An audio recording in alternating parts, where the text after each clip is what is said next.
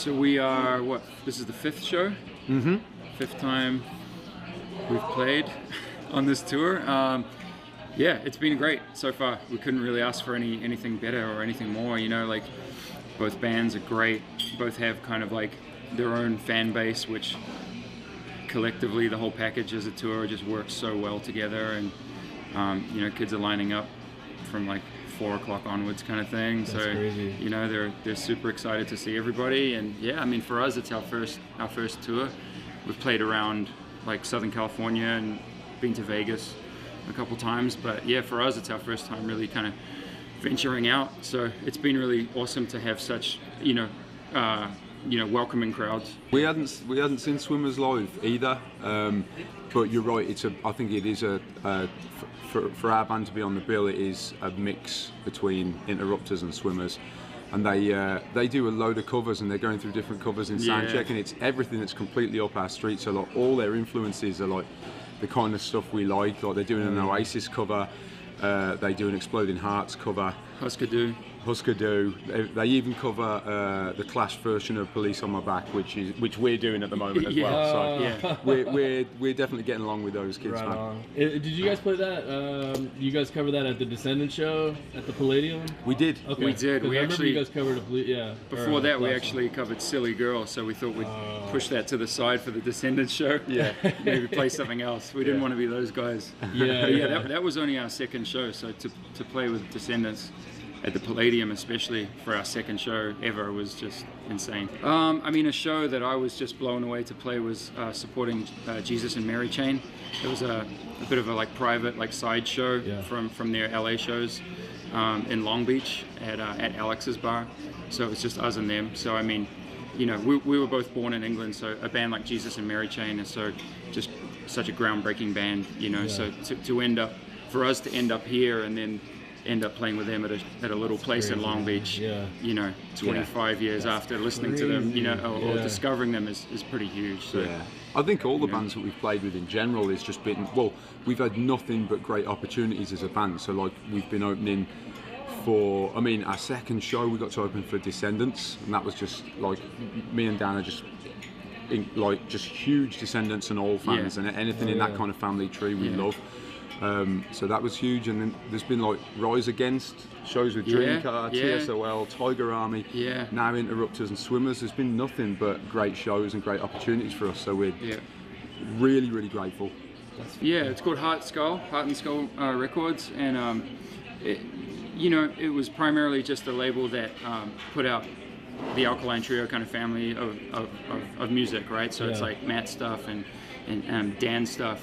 So we're the first real like sort of band that's outside of that they've released. So super amazing to be approached by them and for them to be that excited about our band, because we've played music for a long time and kind of been put through the ringer of labels, you know, in one way or another, you know, and most of the time they don't really work out for the best, and you end up with a bit of a bitter taste in your mouth. So for Matt, Matt, as soon as he heard the record, he was just like, I want to put it out. Like, no strings attached. I just want to put it out because I really love it. So for us, at this point in our lives, kind of, it meant everything. You know what I mean? Just to not have to deal with all the other stuff. So, yeah, man.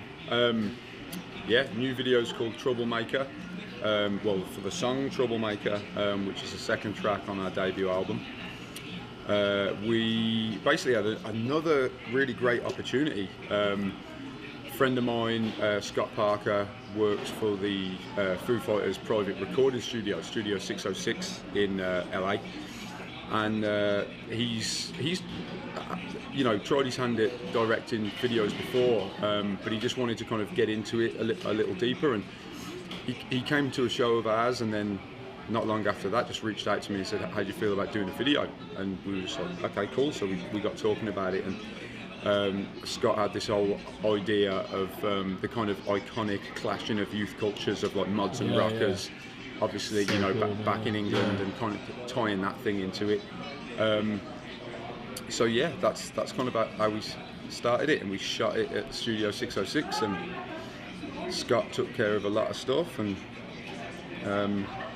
came out great. I guess our main bit of input is that the original kind of idea was this the clashing of like the mods and rockers, right? And there was, I think it first came about to have a kind of boy meets girl love story, and that was one thing that we changed, where we just kind of felt like that's just the kind of boy meets girl thing is so predictable in kind of mainstream culture. I think, you know, mainstream society still promotes heterosexuality and gender binarism as the normal thing, you know, and of course it's not, and we're a very, as a band, we're open-minded human beings, and we just kind of felt like, let's just do something a little bit different that makes a bit more of a statement.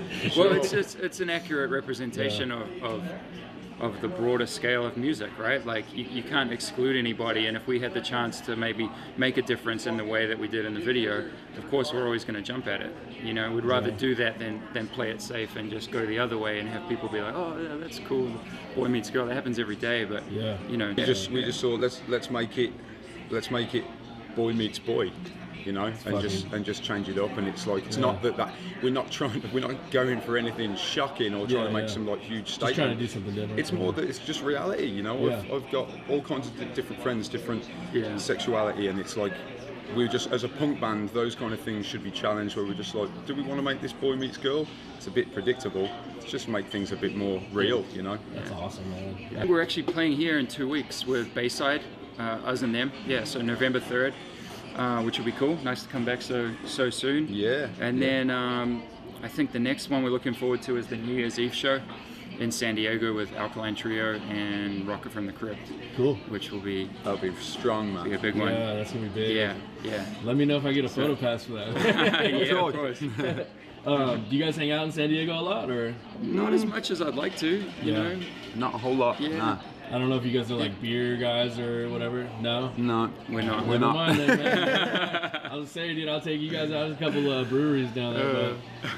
No, sorry. We would appreciate the company, but not the beer. Just stick on the water, man. Right on, man. Anything else you guys want to plug or talk about?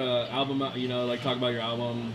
I mean, where to get it and all that stuff. Album's out. I think the main thing is just go to our Instagram, which is just @SharpShock. Or sharpshockband.com, and you can find our web store, find vinyl, t-shirts, all that stuff, right? Yep. Awesome. Cool. Thanks, guys. Cheers.